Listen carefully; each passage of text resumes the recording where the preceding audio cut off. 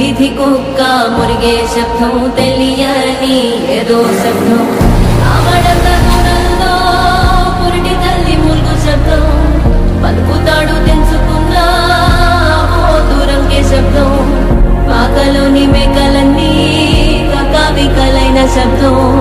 చామురే ఎవరిదో చావుడప్పు మోగే శబ్దం